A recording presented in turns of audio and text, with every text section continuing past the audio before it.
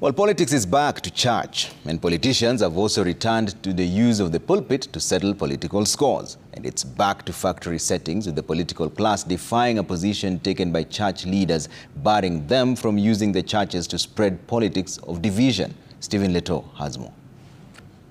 The abuse of the pulpit is back. Politicians and their venom have found their way back to churches, with the past weekends filled with politics in church, disregarding the holy gathering. Just yesterday, President William Ruto led his allies to Steward Revival Pentecostal Church along Outer Ring Road in Nairobi. Later to African Independent Pentecostal Church of Africa, IPCA, Central Western Archdiocese, held at the Ngangarithi Primary School grounds in Nyeri. In both events, politicians spewed venom as they were for one another. That viper on your hand, Your Excellency, the viper, the snake in your government, please shake it off. Shake it off, Your Excellency. Shake it off, not for your own sake so that it doesn't bite you. Shake off the snake on your hand so that your hand may do what the Lord purposed that hand to do.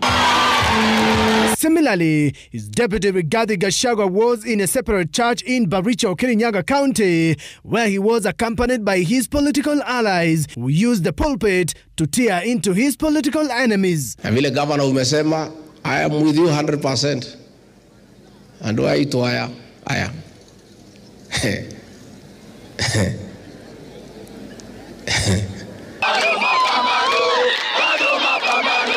In June, the Gen Z uprising targeted the churches in what was dubbed Occupy Churches to bar politicians from taking to the pulpit to do politics.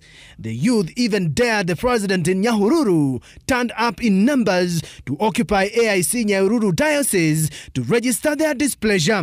Subsequently, politicians were denied a chance to speak, with only the president and his deputy handed the mic. Huyu nilikuwa nataka huyu Naomi wako kuja tu sema tu jambo just on behalf. Haya, bishop amesema hapana. Sasa mambo imekuwa kali. Haya, keti. Our young people have stepped forward to engage on the affairs of their country. They have done a democratic duty. At the Holy Family Basilica in June, the youth also turned up telling the church to stand and use the pulpit to speak truth to power. Reject the finance bill. Reject the finance bill. Reject the finance bill. Reject the finance bill. Nyeri Archdiocese Bishop Anthony Muheria led the clergy to strongly ban politics in church. Our churches is where people can find peace, can reconcile themselves with others. We cannot turn our churches to battleground and political fighting ground. It's very embarrassing, and I ask God for pardon, even myself, as I think this country should, for the abuses we've seen our politicians making of our places of worship.